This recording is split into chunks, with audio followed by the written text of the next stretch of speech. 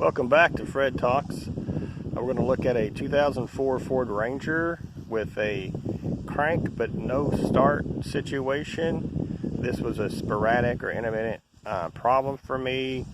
Lasted for a long time before I actually found the cause. I'd replaced the fuel pump, the fuel filter, checked all the fuses and relays that were designated for the fuel system, and the fuel cutoff switch, everything checked out.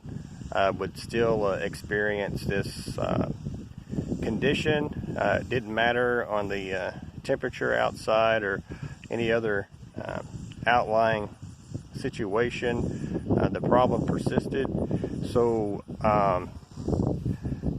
when I checked the inside of the passenger side kick panel, fuse panel, there are two relays located on this kick panel. One is in the 15 position, the other in the 25 position, designated for accessories and power windows.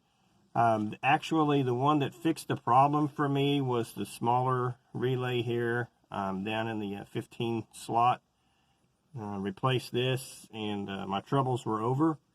But I would also recommend replacing the larger fuse, which in my truck is designated for power windows, but in some trucks is an accessory fuse or relay.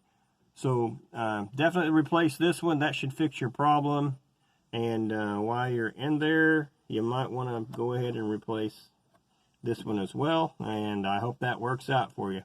Thanks again for watching Fred Talks, and I hope this works for you. And click to subscribe and come back later.